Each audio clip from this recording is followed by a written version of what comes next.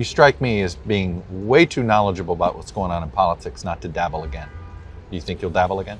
Well, I would never run for office, because if you run for office, then you got to become a liar. Okay, and I, by the way, I'm, as you know, I'm You're actually incapable of it. I've known you a long time. No, You're incapable of lying. Trust me, ask my wife. I'm very capable of lying, but we have to remember something. I happen to also be running for re-election in my marriage. I mean, I don't know if you remember my marital problems when I was working for Trump, but we're happily married, thank God. I'd like to stay happily married.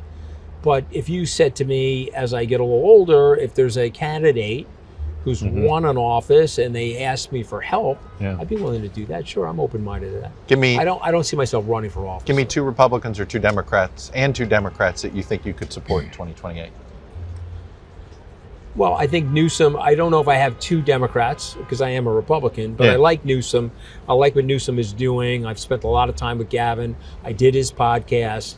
I respect him, and I think he's done a better job than he's been marketed as in California.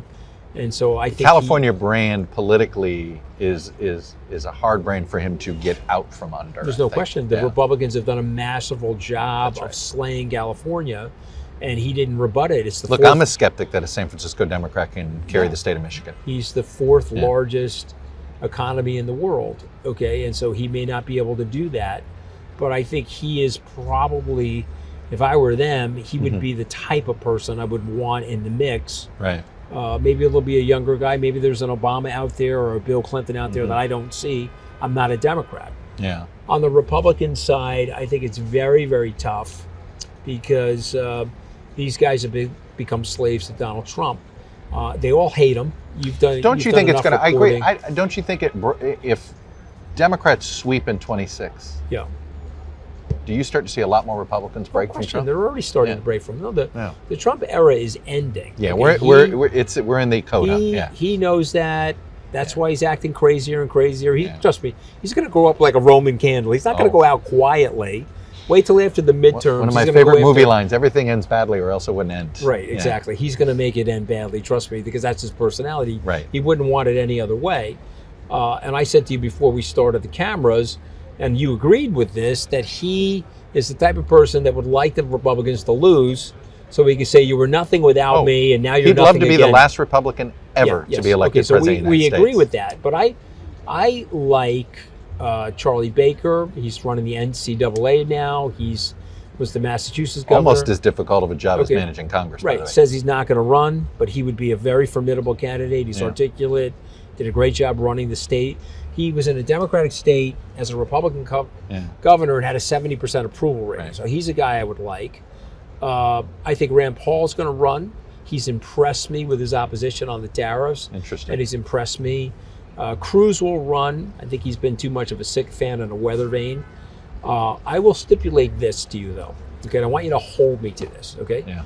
Marco Rubio and J.D. Vance will never be president. Okay, and you watch what happens to them, because they're going to go into you remember the movie Fargo? They're going to go into the Trump wood chipper before this is over, okay? Of course. And if you think they're going to be president, pick up the phone and call Mike Pence and ask him how his career is going post-Trump. Trump is a Shakespearean, elderly, tragic figure, and he will melee those two guys. No, I don't disagree. I don't. Yeah. So I don't know. They made those bets. Both Vance and Rubio made the bet to be with them rather than oppose them. Political expediency. And they both opposed him at first, which is interesting. Yeah. And everybody did. I opposed him, and then I decided to go work for him, and then I tried to praise him. And by the way, praising him doesn't work. Ask Marjorie Taylor Greene. Everything ends with Trump like Marjorie Taylor Greene, okay? He can go after everybody. I always say this, every relationship ends badly with him.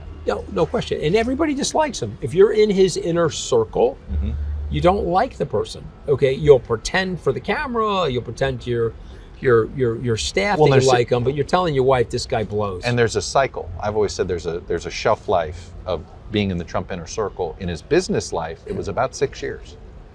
People just after about year 6 was gone. Michael Cohen lasted about 6 or 7 years. It's about 6 or 7 years. Makes sense.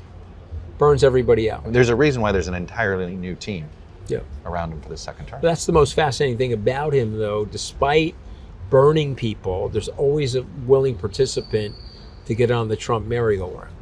You know, it starts out with the MAGA hat and it ends with a knife plunge in your back as you're going around the carousel. And you know, that's him. You know, and that. But you know, listen, his time is ending, and I predict there will be an intellectual civil war in the Republican Party. And it's not clear to me that traditional Republicanism is completely dead, even though they all claim it is. Down deep, they don't feel that they can do the things that Trump does with Putin. And We do the rarely things go that Trump backwards on anything, Yeah. but we may go in a direction that'll it'll- look familiar, but it'll be different. Exactly, but I don't think it's going to be pure MAGA as defined by Donald Trump. It'll be something different.